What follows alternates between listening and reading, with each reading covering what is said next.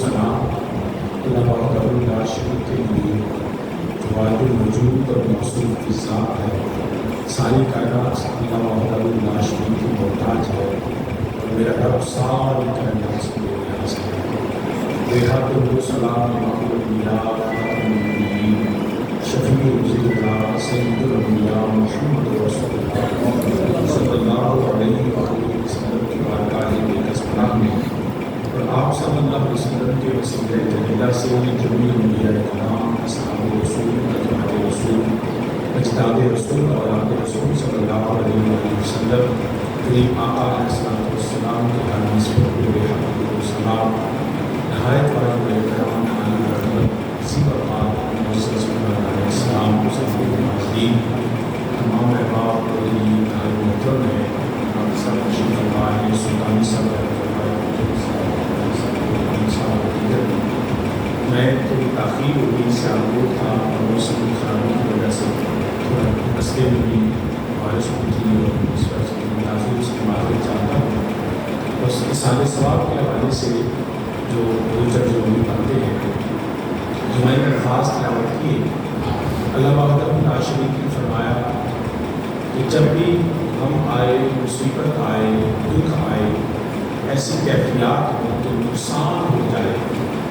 तो अल्लाह पाक फरमाता तुम कह दिया करो इन्ना लिल्लाहि व इन्ना इलैहि राजिऊन। और हम हर रोज़ ये जुमला कहते हैं, हर रोज़ ये अपने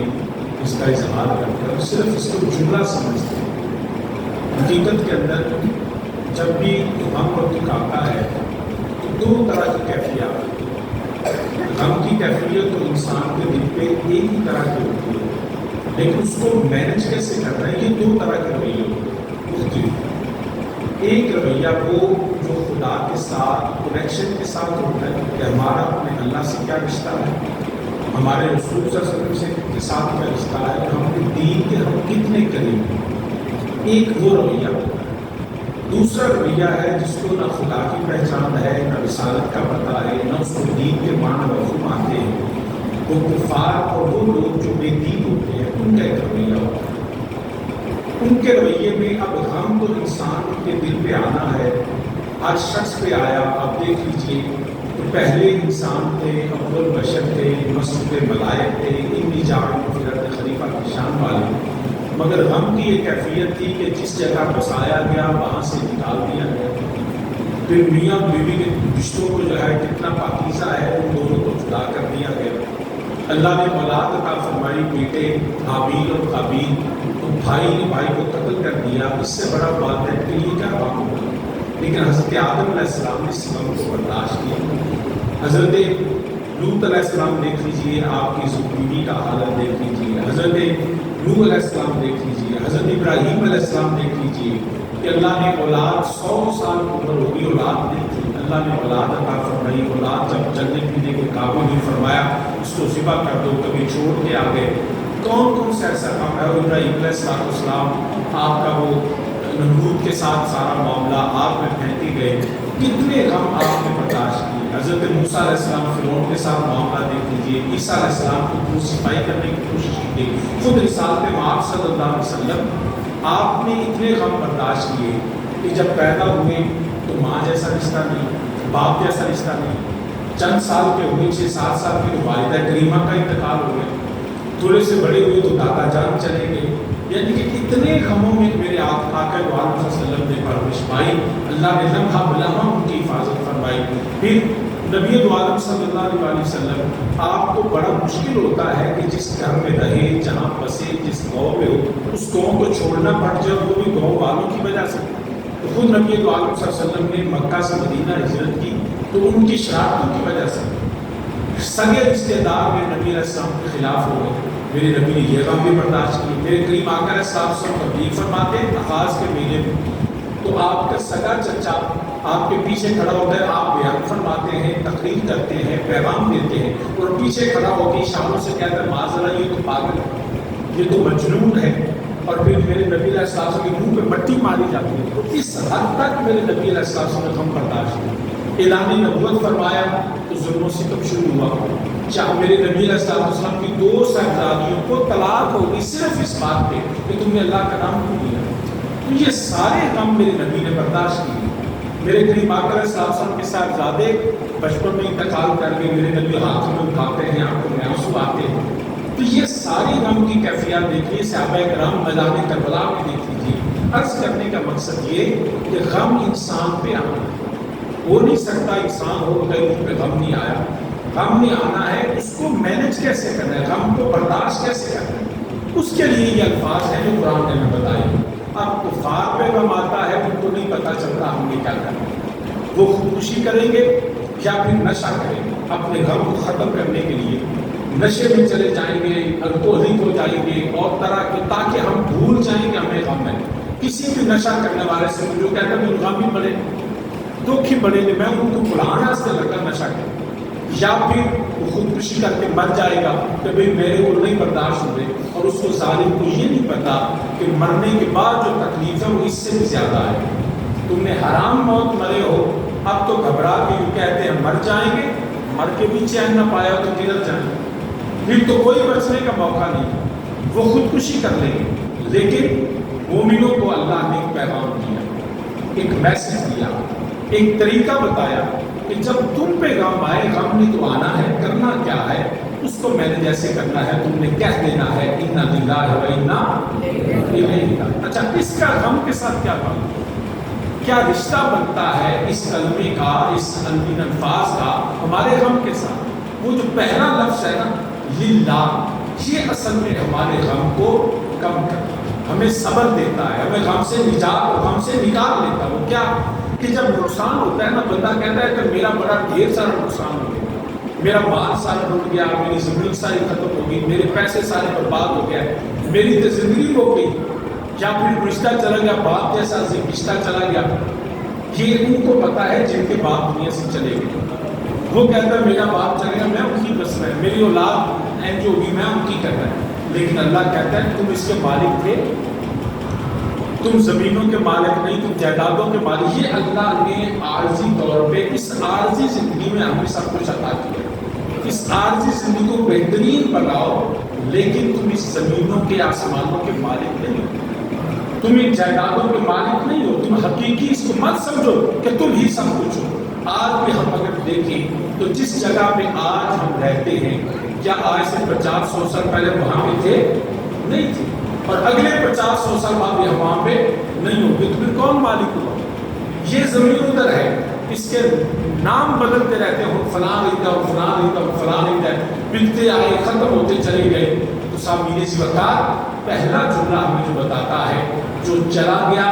غم ہے, دکھ ہے, ہمیں اللہ نے یہ نعمت دی تھی مگر ہم اس کے مالک حقیقی نہیں ہیں. اِنَّا لِلَّهِ, ہر چیز اللہ کی ہے, ہم بھی اللہ, ہم تو اپنی جان کے مالک بھی نہیں, ہماری جان کا مالک بھی ہمارا اللہ ہے. تو جب یہ ہم عقیدہ راسخ کر لیں گے نا کہ ہم مالک نہیں, مالک اللہ ہے, تو پھر ہمیں صبر آئے گا کہ یا اللہ یہ تیرا مال تھا. نبی تو عالم صلی اللہ علیہ وسلم جو ہاتھ پہ اپنے صاحبزادے کو بٹھایا, آنکھوں سے آنسو ہیں, یا سیدی یا سنا فرمایا میرا بیٹا تھا, لیکن میرے اللہ یہ تیری امانت تھی اور تیرے سپرد کرے. اس لیے اب جب قبر میں داخل کرتے تو یہ بھی کہتے ہیں یا اللہ تیرے سپرد. تو یہ کیونکہ ہم اپنی جان کے مالک بھی نہیں, ہم اپنے آپ کے مالک بھی نہیں, ہم اپنی کسی چیز کے, یہ کچھ وقت کے لیے اللہ نے ہمیں عطا فرمائی ہے. بندہ غم میں اس وقت مبتلا ہوتا ہے جب وہ سمجھتا ہے کہ میرا تو بچی کا نہیں, میری ہر چیز چلی گئی. جس نے کہا نا میری چلی گئی, وہ واقعی سمجھ میں نہیں آئے, اس کو کبھی صبر نہیں ملے گا. وہ کہتا ہے میرا نقصان ہوا, نہیں, اللہ نے ہمیں دیا, مالک نے لے لیا. اِنَّا لِلَّهِ وَإِنَّا إِلَيْهِ رَاجِعُونَ. یہی ہمارا مالک کی رضا تھی, یا اللہ ہم تیری رضا پہ راضی. اچھا, پھر اللہ پاک و راشد فرماتا ہے کہ دیکھو موت تم پہ بھی آئی, یہ بات سمجھو کہ وہ گئے ہیں تم نے نہیں جانا. صدا نباگی بلبل صدا نباگ بہار, صدا نباگی جب میں پڑھا تو میں نے پڑھ لوں دیکھو نا, کیونکہ صاحب نے کافی زور لایا, دیکھو یہ آپ صاحب, پھر میں چاہنا سا کہ زور سے پہ لگ گیا تو دعائیا کلمات ہی کہہ دیا. چلو لیکن تسی بات پھر آپ صاحب میں علامہ دینا کہ نہ تو صحیح تکلیف نہیں کی گئی. حضرت رومی کشمیر میاں محمد بخش آج سے کری رحمۃ اللہ تعالیٰ نے آپ فرماتے ہیں صدا نباگی صدا نہ باغی بلبل بولنے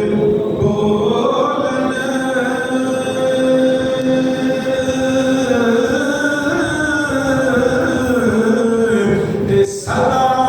نہ باغ بہاراں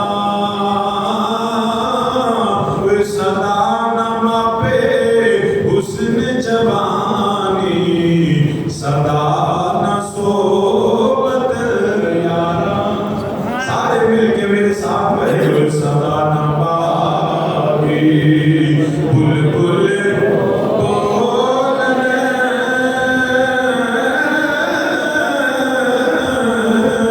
تے صدا نہ باغ بہاراں صدا نہ ماپے حسن جوانی کوئی صدا نہ صحبت یاراں تے بیلی بیلی بیلی بیلی ہر کوئی آ کے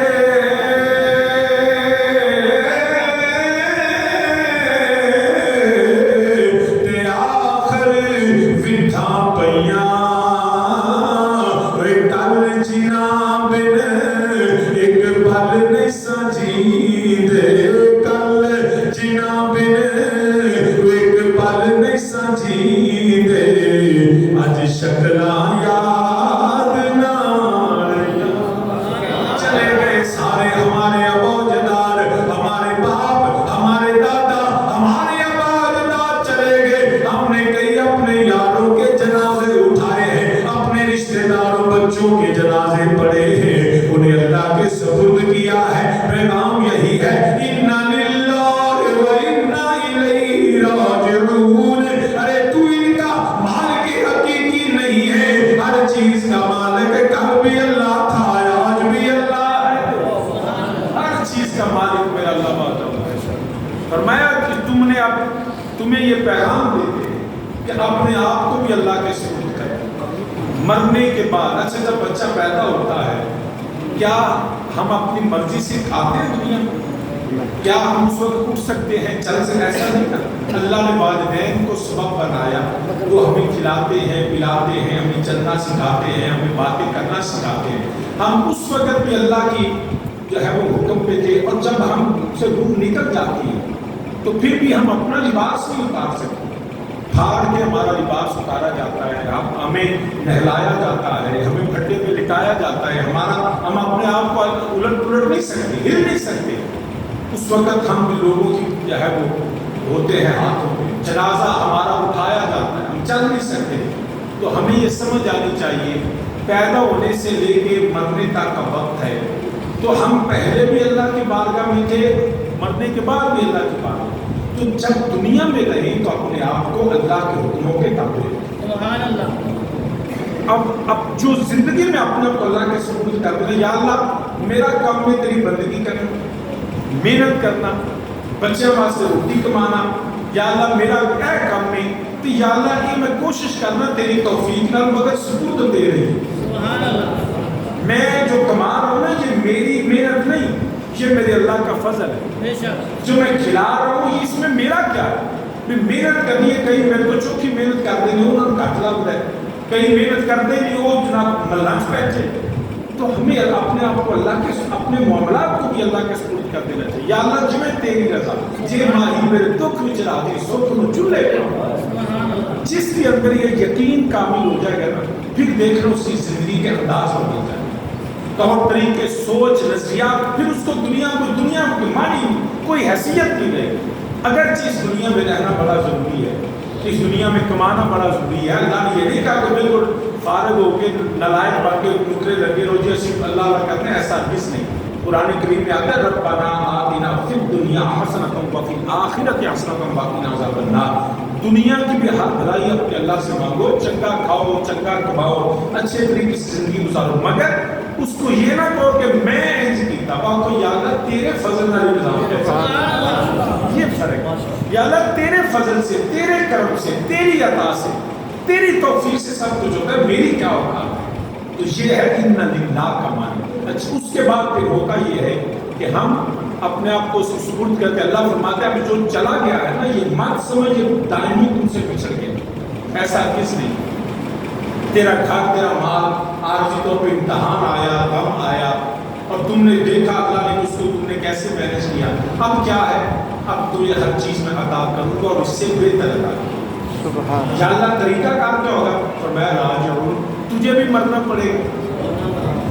تجھے بھی اسی طرح تیرا جنازہ اٹھے گا اور تو واپس آئے گا، راجعون، لوٹ کر تم نے بھی آنا ہے، کہاں، اللہ کے پاس۔ اب ہم آئے بھی وہیں سے ہیں، ہم نے جانا بھی وہی ہے۔ اب جانے سے پہلے ہمیں جو ضروری چیزیں وہ کرنے کی یہ ہیں، آنے کے لیے آئے سب جنت سے، کیونکہ اللہ نے آدم و حوا کو جنت میں رکھا، اب واپس بھی اللہ کے نبی جنت میں، تو اللہ فرماتا ہے اولاد آدم تم نے بھی واپس آنا ہے، راجعون۔ اب جانے کے لیے آئے، مثلا میں اپنے گھر سے آیا، آپ اپنے گھروں سے آئے، آپ لوٹ کے جائیں گے ہم اپنے ہی گھر، لیکن مرنے کے بعد ہمارا جو گھر ہے وہ مستقل ہے جنت، لیکن ہم نے یہاں ڈیسائیڈ کرنا ہے ہم نے جانا کہاں ہے، ایک جنت ہے ایک جہنم ہے، فیصلہ ہم نے وہ ہے تو ڈیسائیڈ ہیئر رائٹ ناؤ، اپنی اس زندگی میں ہم نے فیصلہ کرنا ہے کہ اب مجھے لوٹ کے کہاں جانا ہے۔ آنے آئے جنت سے، جائیں گے سارے جنت میں نہیں، کیوں نہیں جائیں گے، اس لیے مثال کے طور پہ میں لاہور جاتا ہوں تو میں یہاں سے نکلتا ہوں موٹر وے پہ، خان کا ڈوگرا سے میں بجائے موٹر وے کے سیدھا نکل جاتا ہوں اور 2-3 گھنٹے گاڑی چلاتا رہتا ہوں، اس کے بعد میں کسی بندے کو پوچھنا یار میں لاہور جانا ہے تو ہم قسم کرتے دا رستہ ہے، میرے 3 گھنٹے ہو گئے گڈی چلا دیا، لاہور نہیں پہنچیا میں، تو آ کے جناب تہاڈا منہ ہی لاہور نہیں، تسا منہ کیتا سرگو دیا، 4 گھنٹے نہیں 10 گھنٹے بھی گڈی چلاؤ نا تو تسا لاہور نہیں لگ پڑے، اگر لاہور جانا ہے تو منہ لاہور کرو۔ اب ہر شخص یہ چاہتا ہے کہ میں جنت میں جاؤں، جنوں پر جن کو چلو، وہ بدماش ہے، وہ چور ہے، وہ ڈکیت ہے، وہ حرام کھاتا ہے، وہ رشوت لیتا ہے اور نماز نہ پڑھتا ہے، جنوں کو چورا دعا دی یا اللہ مجھے جنت عطا کر، ہن دعا مانگنے پہ مگر یہ بندیا ویکھ صحیح کہ دعا تو پہلا تیرا منہ جنت دا ہے، نماز میں پڑھی جانا ہے، ٹری بھی جانا ہے، کیا تمہارا رخ جنت کی طرف ہے، وہ کس کا رخ ہوگا، اس کے لیے قرآن نے کہا صراط الذین انعمت علیہم،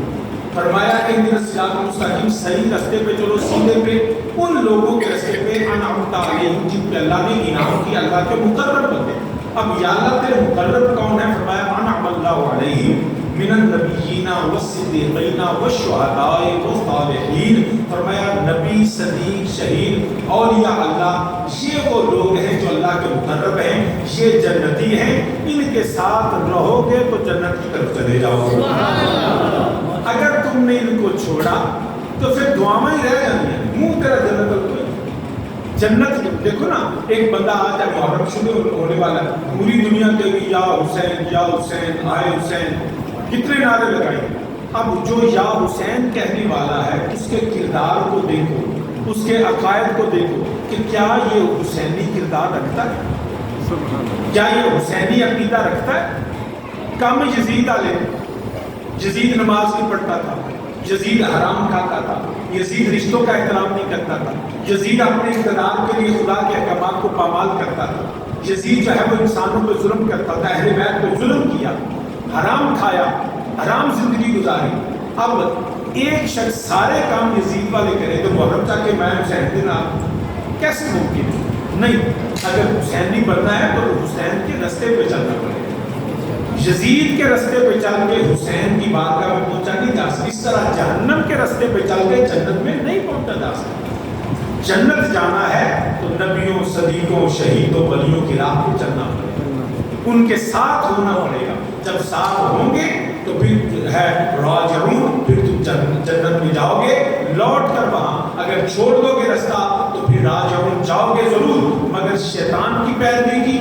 خدا کے احکامات کو ڈالا، اللہ اس کے رسول کی مخالفت کی، اتنے اپنے آپ کو بغاوت میں لے آیا کہ کام شیطان والے کیے، اور شیطان تجھے دھوکہ دے سکتا ہے، تجھے جنت میں نہیں دے سکتا۔ شیطان کے راستے پہ چل کے نہیں جایا جا سکتا۔ برادران اسلام، راجعون کا مطلب یہی ہے۔ آج ہم یہاں ڈیسائیڈ کریں، ہمیں بزرگوں کی موت، دنیا سے ہمارے جو رشتے دار ہیں ان کی جو موت جو ہے وہ ہمیں پیغام دیتی ہے کہ ایک شخص کے متعلق آتا ہے کہ اس نے کہا کہ یا اللہ، جو اسرائیل علیہ السلام سے حکایت ہے کہ جدوں میری باری آئے نا تو منظر چاہتا پہلا انداز دینا تھا کہ میں تیاری کر لاں، میں مرد تو پہلا توبہ کر لاں، تیاری کر لاں۔ وہ چاچا فوت ہو گیا، باپ فوت ہو گیا، یار فوت ہو گیا، ماں فوت ہو گئی، جدوں باری آئی نا وہی تے وہ اسرائیل علیہ السلام آئے تو انہاں کہ چل بھی بندیا تیری باری آ گئی۔ انہاں کہ جناب میں تے عرض کیتا سن پہلا دسیا ہے تو سمجھ دسیا ہی نہیں۔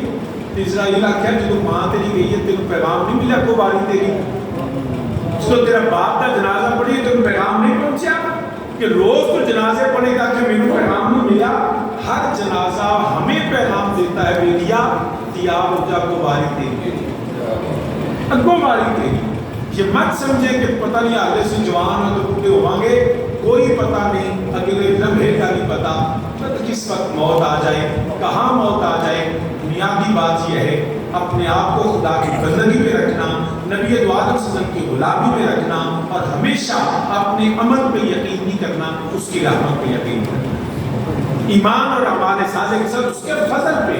اپنے عمل پہ نہیں۔ ہمیں یہ بھی ہوتا ہے کہ 4 دن نمازاں پڑھیاں اور چل رہا ہے تینوں کی پتہ ہوئے میں جنہ نیک تو بھی جانا، کوئی اللہ دے بندے صرف نمازاں نہ نیک نہیں ہوتا۔ کئی چیزیں ایسی ہیں، ایک شخص نماز بھی پڑھتا ہے، روزہ بھی رکھتا ہے، حج بھی کرتا ہے، ماں پہ عزت ہی نہیں کرتا تو انہیں قبول ہی نہیں، بالکل ذمہ داری سے کرتا۔ سب عبادت فرض بھی پورے کرے، ماں باپ کی خدمت نہ کرے، ان کو ستائے، ان کو دکھ دے تو وہ دی نماز کوئی نہیں قبول ہی نہیں، حج قبول ہی نہیں، صدقہ قبول ہی نہیں۔ ایک شخص والدین کی خدمت بڑی کرتا ہے مگر دیگر فرضوں کو چھوڑا ہو، تو اپنے ایک عمل کی وجہ سے اپنے آپ کو جنتی نہ سمجھے، جنتی آپ کو اللہ کے فضل سے سمجھے، مصطفیٰ کی غلامی کی وجہ سے۔ ورنہ عمار کی میرے نبی علیہ السلام نے فرمایا جیدے کو صاحب ہوئے وہ مارے آگئے، انہیں نہیں بچنا، صاحب اسی دے ہی نہیں سکتے، اسی لیا جنہ ٹول کے پیرن دے آئے ہیں نا، یہ صاحب نہیں دے سکتے، وہ کچھ ہونا جنہیں ٹول نہیں سکتے۔ اللہ کا فضل اکھا ملوی نہیں آتا ہے، کھان پی لگا کوئی پابندی نہیں، جو ہسپتال جائیے نا پھر پتہ لگ گیا صحت کی ضروری ہے، مگر کیا صاحب جو کدی زندگی سے کدی کسی سویرے اٹھتے ہیں سارا کام دنیا نے پیر زمین پر آ کے یا اللہ تیرا شکر ہے میں صحیح سلامت ہو گیا، کدی نہیں ایسا نہیں ہوتا۔ نمازاں فجر دیا سب پڑھنیاں، فجر میں پوچھ رہے ہیں آپ سب کتنے نمازی دن میں سے، ہم تو فرض بھی ادا نہیں کر رہے، تو ہمیشہ اعمال پہ نہیں اس کے فضل پہ یقین کریں، عدل کریں تو تھر تھر کمبل، سبحان اللہ، عدل کریں تو تھر تھر کمبل، وہ اونچیاں شانہ والے، وہ فضل کریں نا بخشے جاون، وہ میں ورگے منہ کا آلے، وہ فضل کریں نا بخشے جاون، وہ میں ورگے منہ کا آلے، وہ عدل کریں تا تھر تھر کمبل، اونچیاں شانہ والے، فضل کریں تا وہ بخشے جاون، وہ میں ورگے منہ کا آلے، کہ جے بیٹھا میں اپنے عملاں ولے، تے پھر کچھ نہیں میرے پلے، تے جے بیٹھا تیرے فضلاں ولے، تے پھر بلے بلے بلے۔ اس لیے برادران اسلام، نیک اعمال ایمان، آخری بات میں اس طرح کرتا ہوں، یہ ہے احسان ثواب۔ کیا ہے احسان ثواب؟ قرآن کریم میں احادیث میں احسان ثواب بخشش کی دعا میں جانے والے کے لیے بڑی وضاحت کے ساتھ بیان ہے، حتیٰ کہ رب ذوالجلال نے فرمایا جو مومنوں تم دعا کیا کرو ربنا اغفر لنا، سورہ حشر میں آتا ہے ربنا اغفر لنا وَلِإِخْوَانِنَا الَّذِينَ سَبَقُونَا بِالْإِيمَانِ، یا اللہ مجھے بخش، میرے مسلمان بھائیوں کو بخش، بالخصوص سبقونا بالایمان، جو پہلے دنیا سے چلے گئے، میرا ملوک کو بخشے گئے، کہ ان کے لیے بخشش کی دعا۔ ابراہیم علیہ السلام کی وہ دعا آج نمازوں میں مانگتے ہیں، ربنا ربنا اغفر لی ولوالدی وللمؤمنین یوم یقوم الحساب، یا اللہ مجھے، میرے والدین کو اور تمام مسلمانوں کو بخش دے قیامت تک۔ تو یہ بخشش کی دعا مانگنا میرے اللہ کا حکم ہے۔ احباب کہتے ہیں جی یہ تو کھانے پینے کا بہانہ بنا رکھا ہے، ہرگز ایسا نہیں ہے، وہ مذاق اڑا دین کو، شریعت کو مذاق کے اس انداز میں نہیں کہ جس سے شعار اسلام کو توہین ہو، ایسا نہیں کرنا چاہیے۔ یہ کھانے پینے کا بہانہ نہیں ہے، کی سمجھتے ہو اگر ختم نہ ہوگا تو کھانا پینا نہیں کرتا، کتنی سادگی سے وہ نبی کی سنت کا انکار ہوتا ہے۔ پھر کھانا پینا اگر کسانوں پوچھے مولویاں پیران نے کھان پین کا بہانہ بنایا ہے تو ختم تو علاوہ جہدے گھر جائیے سو بغیر بھوکا نکلن نہیں دے، سچی گل ہے کہ کبھی بھی چلے جائے نا عام بندہ بھی، امام صاحب ہو، حافظ صاحب ہو، تو پورے ملے دل کرتا ہے یار اسے اپنے امام صاحب روٹی کھلائیے، پیر صاحب کو کھانا کھلائیے۔ کھانے پینے کے لیے ہمیں ختم کی ضرورت نہیں ہے، ختم ہم نبی کی سنت اور قرآن کا حکم سمجھ کے دیا۔ یہ جو ختم پاک ہے یہ سالے ثواب کرنا، میں نے قرآن کی آیات بھی پڑھی، لیکن کہتے ہیں جی وہ پچھلوں کی دعا کا کئی ایسے ہیں لوگ دعا مانگتے نہیں جی، بس جنازہ پڑھیا گیا پھر بعد مرد تو بعد کے لیے دعا جی اپنے عمل ہی کم ہونے۔ بھئی اگر اپنے اعمال کم آئیں گے تو پھر جنازہ تم خود پڑھتے ہو مرنے کے بعد، جنازہ پچھلے پڑھتے، اور جنازہ بخشش کی دعا ہے۔ اگر پچھلے کی دعا کے لیے ضرورت نہیں تو پھر چاہیے جنازہ نہ پڑھو۔ جنازے کا مطلب یہ ہے کہ یا اللہ یہ چلا گیا، ہم تیری حمد کرتے ہیں، تیرے نبی پہ درود و سلام بھیجتے ہیں، اس کے لیے بخشش کی دعا کرتے ہیں۔ نبی علیہ السلام نے فرمایا 40 بندے جس کی نماز جنازہ میں ہو، ایک ایسا برگزیدہ ہوتا ہے اللہ اس کی دعا سے میت کو بخش دیتا ہے۔